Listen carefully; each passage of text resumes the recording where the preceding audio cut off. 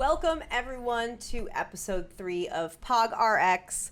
I am your host, GamerDoc. We've got another very special episode for you. Hopefully they're all going to be very special, but this one is great because we have Chief Wellness Officer of any esports organization, Dr. Carolyn Rubenstein, on as our guest.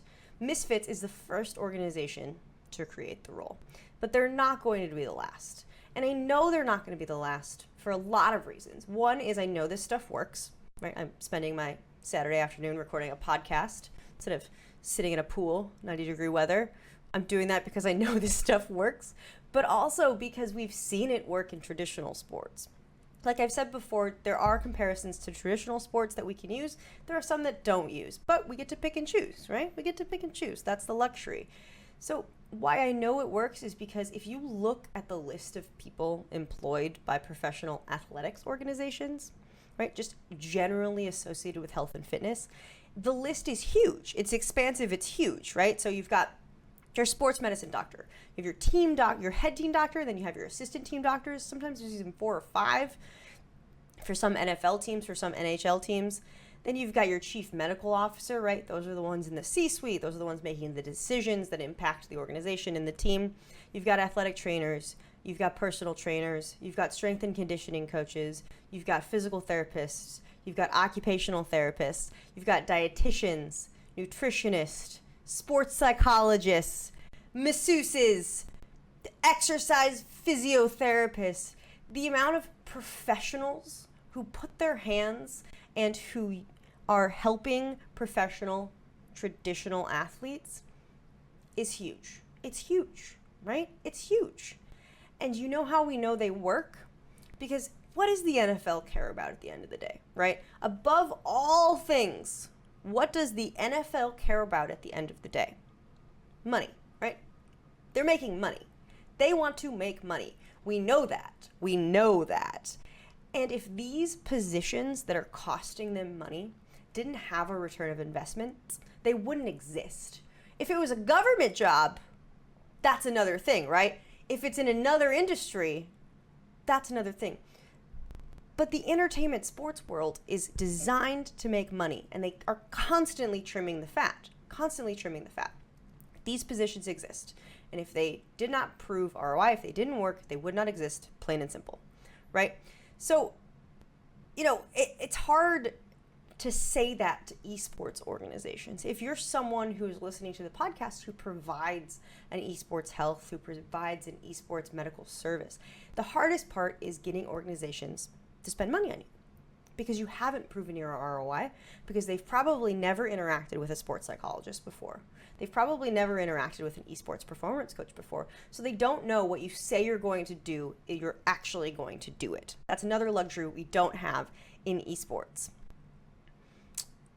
And it's hard to see when you're sitting in a C-suite, right? You have X amount of dollars to spend in a year, and you are asked a simple question like, how much money are we going to put in the team budget for snacks? And so you make up a number without doing any of research.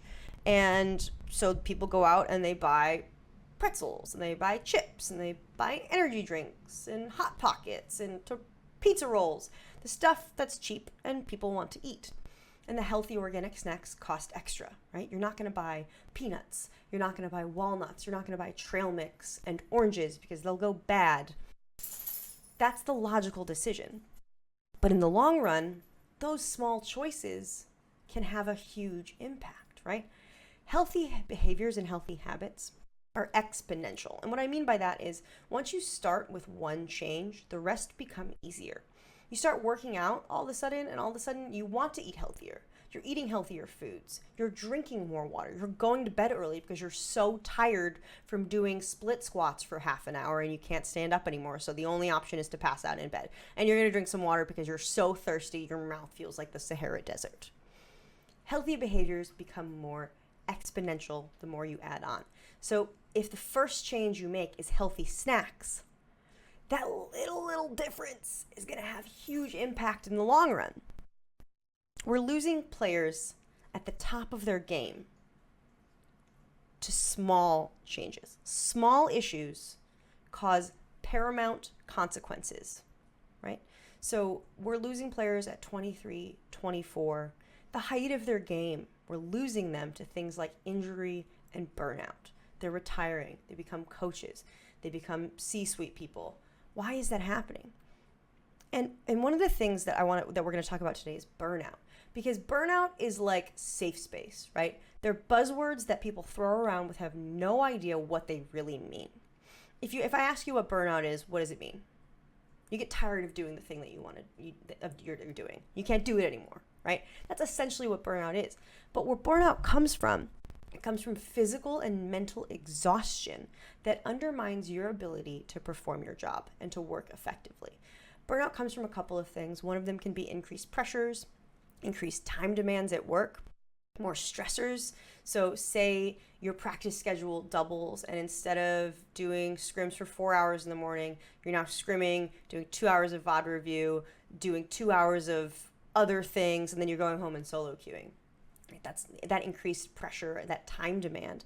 Or maybe you suddenly get a new coach and you and the coach are butting heads, right? That new stressor is going to lead to burnout. Disliking your job. So when gaming becomes something that you choose to do and transforms to something that you have to do, suddenly you may realize you don't like League of Legends anymore because you're being forced to do it. And so if you don't like playing League of Legends anymore, and your professional career is to play League of Legends, that's going to be a problem. That's going to lead to burnout. Being underprepared. So say you are on the practice squad and you get thrown in because your ADC got injured and can't play anymore, and you feel like you're underprepared and underskilled for that competition, and you get put in that position for a while, that's going to lead to burnout, right? Feeling you don't have control over a situation. This is one of the coolest ones because it's one of the ones where we can affect the most, right? So if I'm a player and I don't feel like I know if I'm going to make the team, right? I don't know if I'm going to be on the practice squad or I'm going to be the one performing in that tournament in a month because I don't have control over the situation. I don't know what player the coach is going to pick, what qualifications, what requirements, right? Is it just based on kill count? Is it based on assists and kills? Is it based on, if you're talking about League, how much gold you generate, right? How many minions you kill? How many last hits can you get? What is it based on? So if you're a coach or a player or an org, giving people control is huge, huge. And one of the things we're going to talk about today is taking the temperature of the people in your organization. Talk to them because they will talk back. Ask them questions. And you'll be able to get a handle pretty quickly on if they're burnt out or not if you have an honest conversation with your employees, right?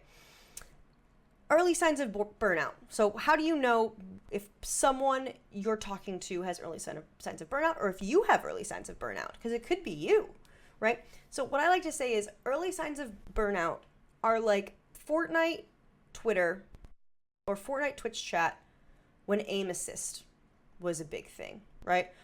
Controller players are trash. You just killed me, man. Laser beams, L2 spammer. Whoa. Everyone was switching to controller and everyone was getting really angry about aim assist. Every time you died, aim assist, aim assist, aim assist. It couldn't matter if you decided to third party a team when you're hundreds of yards away from Storm with no white heals. It doesn't matter, right? It's aim assist's fault. It's not your fault. It's aim assist's fault. You're starting to blame things that aren't the cause of what's happening. You start to be more cynical. You start to be more toxic, right? Because if you say, I don't like that thing, then you have more control over the situation, right? You're the reason you don't like the thing, not because it doesn't suit you. Fortnite Twitch chat. So becoming another early sign of burnout is becoming less efficient, right? Are you taking longer time to do the same task? If you're editing YouTube videos of your content, is that 20-minute video suddenly taking you 2 hours when before it took you 40 minutes? You're becoming less efficient. Early signs of burnout. So how do we prevent burnout, right? How do you prevent burnout? Self-care. Another one of those buzzwords. Self-care doesn't mean sit in a bubble bath, put on a face mask, light some candles, sing Kumbaya. To some people it might. But self-care means focusing on the things we talk about in this show week after week. Exercise, nutrition, sleep. Giving your body what it needs. Your car's not going to run if it doesn't have gasoline. Your car's not going to run if the oil hasn't changed. Your car's not going to run if it doesn't have blinker fluid. That was a joke. Yet somehow we expect our bodies to run on 4 hours of sleep. Yet somehow we expect our bodies to run on a Red Bull, right? With no protein, with no slow release carbs. Why do you expect more of your body than you expect of everything else in your life? Start to focus on self-care and everything is going to become easier. I guarantee it. Aside from focusing on self-care, trying to figure out what is stressing you out. Introspection is one of those things that you get better with as you get older, but the faster you get better at it, the easier life's going to be. Why do I feel the way I feel? Why am I stressed out right now? Oh, I'm stressed out right now because I just got a new duo partner and he is so annoying. I'm stressed out right now because my jungler is not roaming down in my lane and I don't feel like I'm getting enough ganks from him. I'm stressed out right now because my trio partner in Warzone takes all the loot. I get the kill, he takes all my loot. Why are you stressed out? Find the source of it, because then you can start to change things. Have the conversation with your trio partner and be like, hey dude, I noticed you've been like kind of, taking all my loot. Do you mind not being a trash panda? Talking about what's stressing you out and fixing what's stressing you out also puts more control into your hands, right? And lastly, finding a community or organization that more aligns with your goals. If you're in an org, if you're on a team that you do not gel with, find a new organization. Because we have to demand more out of our esports organizations. They have millions of dollars to focus on the things that matter. And we're seeing organizations do the right things. We're seeing Misfits hire a chief wellness officer, paying someone to do this job. It's possible. It's possible. And it is the future. We need to put more pressure on organizations to do better because we see success like Misfits, right? It's not the player's responsibility to make sure they have healthy food before a tournament. It's the organization's responsibility because you are the one who's going to benefit the most from it. It is the role of the organization to create healthier gamers because you are the ones creating, maintaining, and changing the culture. You are the ones setting the cultures for your teams and setting the expectations for everyone around. One esports org hires a sports psychologist, their play improves, and all of a sudden everyone wants a sports psychologist. That is going to continue to happen until we all have the resources, right? And the org that figures this out the soonest is going to be the most successful org. And I know that because what have we said in the beginning of the episode, right? I know that. Imagine if an NFL team didn't have an athletic trainer. Imagine. That seems ridiculous. But it is the reality we live in right now. Okay? So how do we change that? How do we change the esports org culture? How do we get everyone to be on board? That's what we're going to do today. That's what we're talking about with Dr. Rubenstein after this short break. So I want to give you, a couple tools you can implement every single episode to change your game. And so today, for your POG prescription, your POG RX, we are going to be working on a very simple hand-eye coordination drill, okay? So we're going to take a quick break, do this hand-eye coordination drill. See you soon. An easy way to work on hand-eye coordination is by grabbing a tennis ball, a juggling ball, or whatever you have close by. You're going to start by throwing the ball up into the air. The goal isn't to throw it too high, but to track the ball with your eyes. After you've done this a few times, now try throwing the ball from hand to hand. You can vary your arc and height to make it harder. Cross-training with hand-eye coordination drills outside of aim trainers not only works on your coordination, but will improve your accuracy and performance. All right, y'all, that is a simple, easy exercise you can do in between matches. Hopefully you don't smash anything. If you do, GamerDoc and PogRX assume no liability for your trash aim. Practice better. It is time for our guest. I've been talking about her all show. Dr. Carolyn Rubenstein is a PhD and licensed psychologist. She is the Chief Wellness Officer at Misfits. Welcome to PogRX, Dr. Rubenstein. Dr. Rubenstein, welcome so much to the show. It is a pleasure to have you. How are you doing today? I am doing great, thank you. How are you doing? I'm doing good. Good. So, I'm so pumped to talk to you for many reasons. But one of them is you got this really cool position in May of 2021, Chief Wellness Officer. And to my knowledge, that doesn't exist anywhere else, right? That's just you, just Misfits. So talk to me about that. I know, right? It's like a pioneer position. I Right? love it. Yeah. Well, because what I've noticed in esports and like kind of being on the sidelines for a long time is that there are lots of psychologists involved, wellness professionals involved, at the kind of professional level, but not at the executive level. And so decisions are being made, and then kind of what's left over is being given to wellness and mental health, and but not being prioritized. And so I've been pushing for, like, there needs to be an exec position that kind of from the top down is looking at, okay, what are the priorities here with mental health and physical health and just overall well-being of the org, of the players and teams, and how do we make sure that that's included in the budget, and all of these things that we're doing, because if it's not, it's going to be reflected all the way through and down. So it's a cultural shift that needs to happen, and hopefully we're just starting a trend, that other orgs pick up on and take after. I love that you said like for it to be included in the budget because so many orgs Yeah. have the idea of starting these healthy Hmm. programs, have the idea of doing these healthy things, but then, the coach goes to a professional and says, "Hey, we want you to come talk to our team for 2 hours." And the professional says, "Okay, that's going to be $400." And Right. the org's like, "No, what do you mean by that? We're not going to." Right. So you're in there making those decisions. Right, and just being helpful in that regard, because you can, just like how chairs are sponsored, right? Gaming chairs, and had the microphones and the computers, and same thing. You get mental health or wellness companies, and that will start to increase the revenue that can be used for the programming. And it should be, it's not that we're saying that it can't come from other ventures. We can get sponsors and things like that to help kind of supplement the cost, because it is expensive. These programs are expensive, which is why I think orgs kind of stay away or just will hire one general person to kind of take over everything, which is way too much and doesn't usually end up being very successful. Yeah, or the one person they hire has like a master's degree in psychology, and they're Yeah. asking them to do 47 different Hmm. jobs outside of the realm of their. I know, right? And that would actually be a more qualified person, Mhm.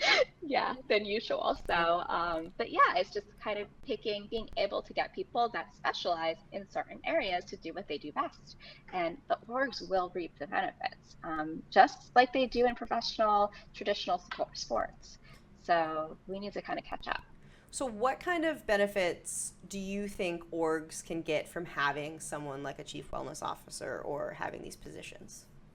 I think the benefits will be throughout the org. So not just the competitive side, which I think obviously is what we think of first, is the competitive, the player side, which is where we'll see the most probably visible results, in terms of the benefit, which is awesome. But also with the employees, like creating a culture where people want to work, creating an org where people want to work, because burnout and esports orgs, they go hand in hand. It's a very fast pace. There's so much asked of everyone, and the learning curve is so steep. So it's just so much. And I think that reducing burnout will be able to keep employees, keep them happy. And that's really important, because you want people that love what they do, are happy, and are not going to deteriorate after a couple of years. And it speaks a lot, for the org itself.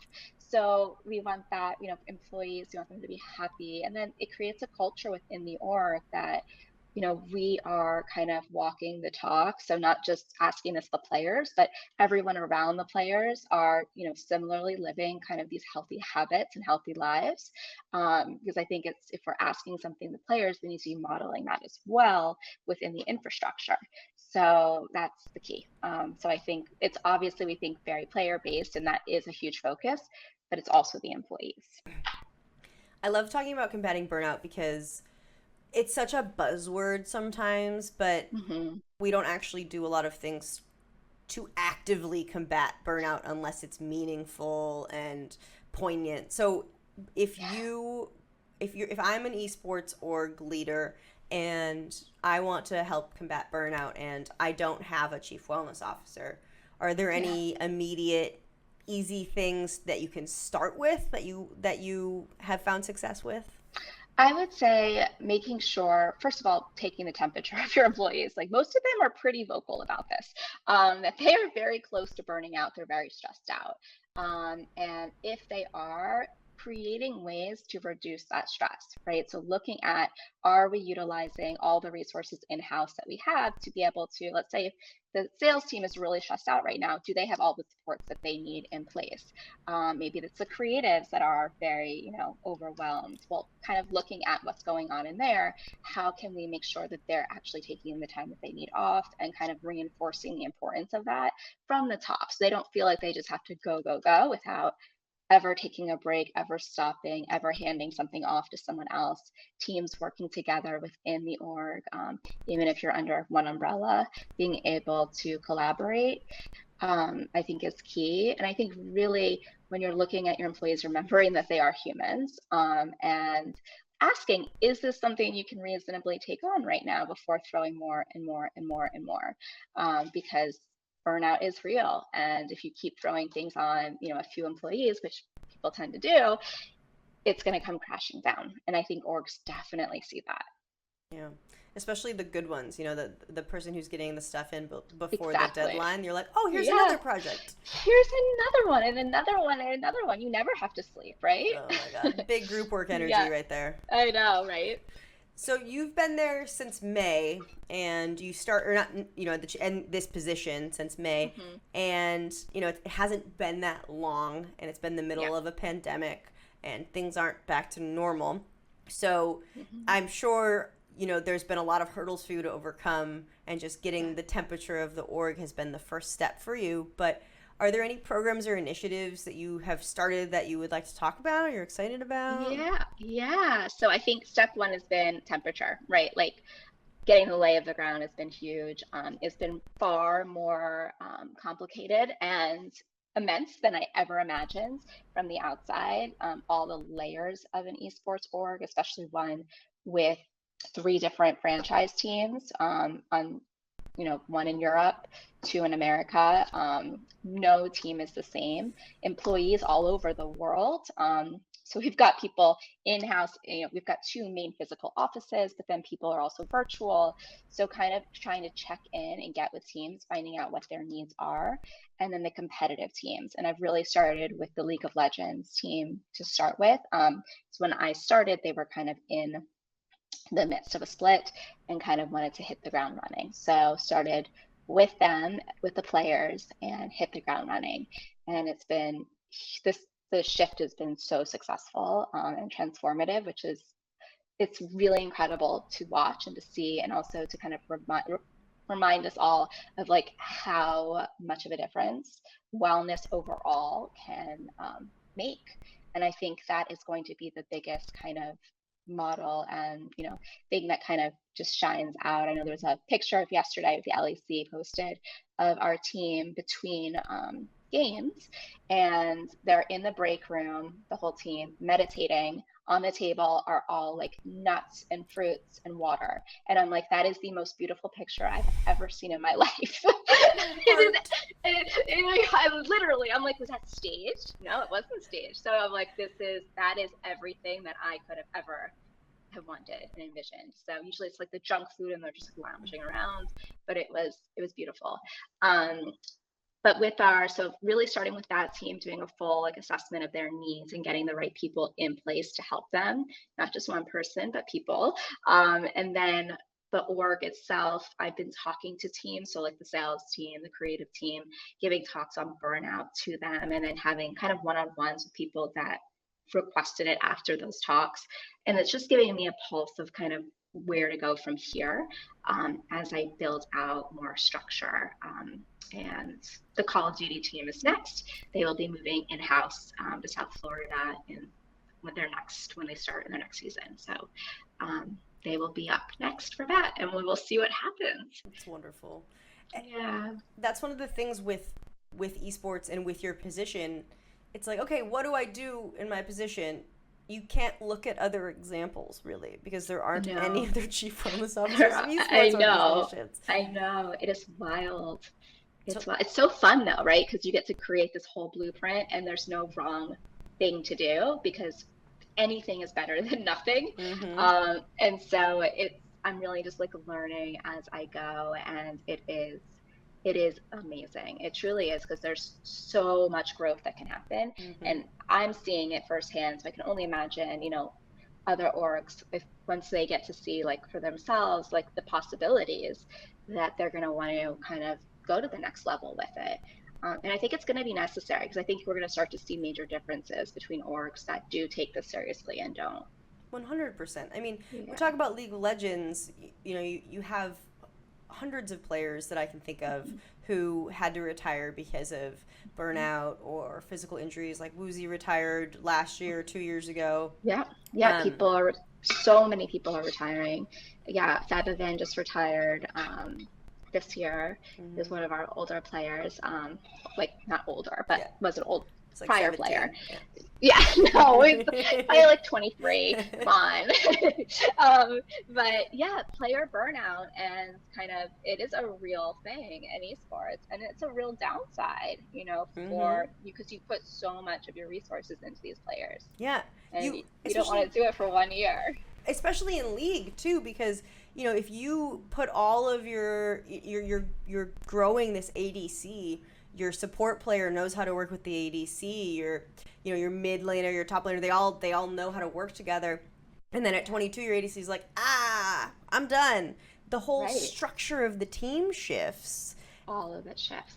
Yeah, And just like it's not that physical, right? It's not that physical. It shouldn't be that stressful. There should, we work in higher stress situations for right, longer, but somehow in right, esports 23 is retirement age. right, which doesn't make a lot of sense.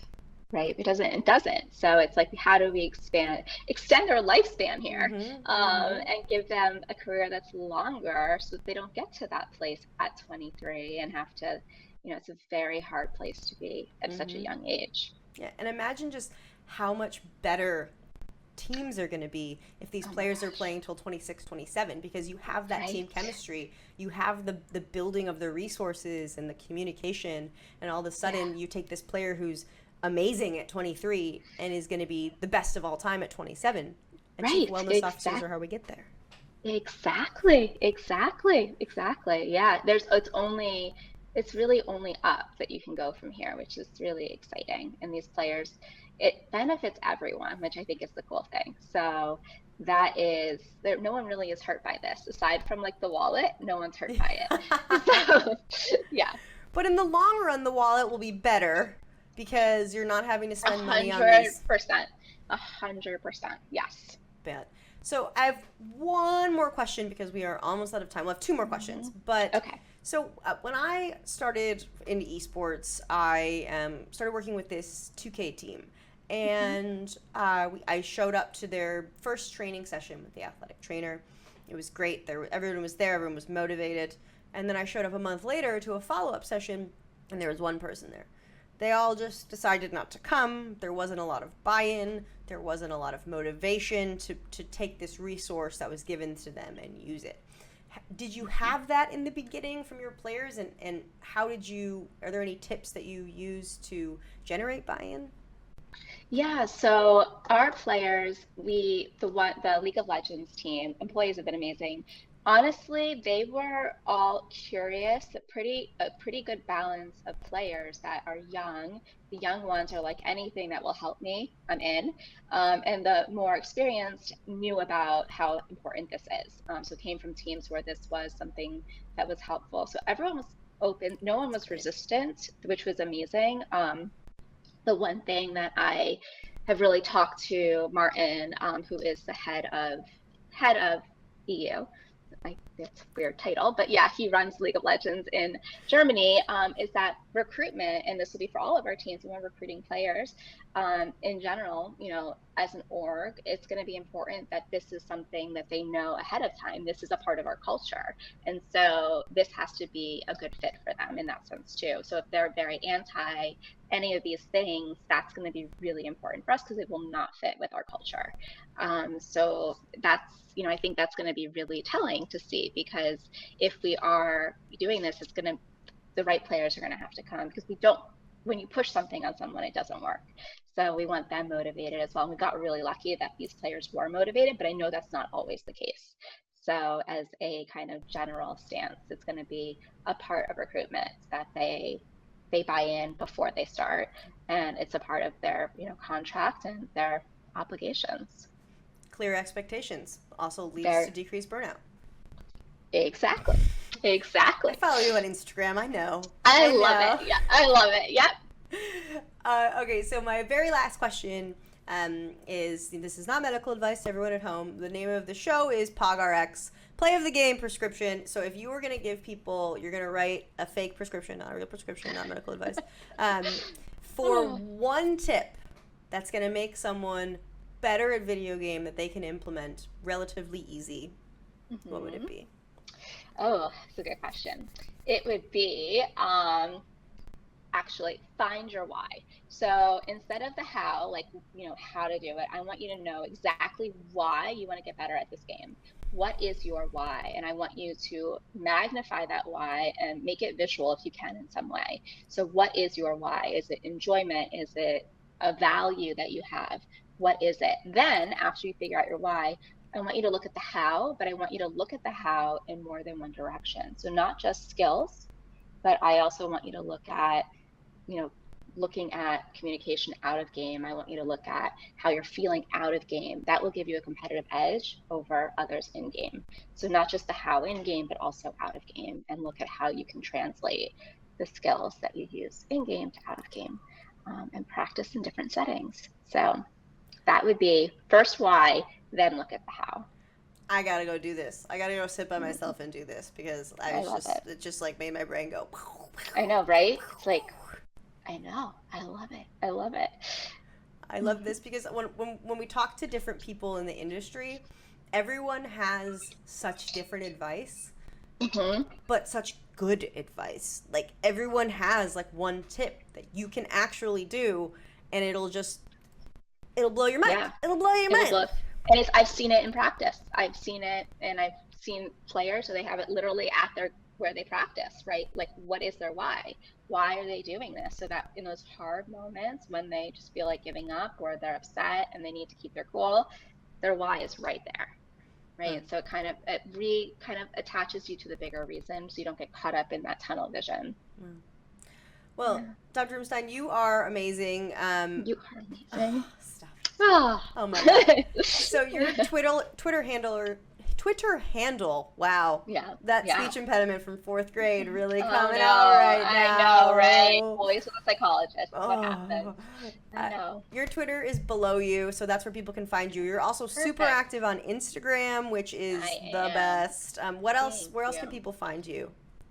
Those are two great places. Yeah, I think everything's connected. I feel like you just Google someone, you just find them out there. For sure. Yeah. Well, thank you so much for being here and sharing your knowledge. Congrats on the new role. I think you're going to revolutionize the esports industry, and I'm happy to be interviewing you right now. Thank you so much. All right, y'all. Dr. Rubenstein wants you to find your why. The pros are doing it. Why aren't you? The people who have joined this show, Dr. Rubenstein, Taylor Johnson, Amon Green, are changing the face of esports. They are.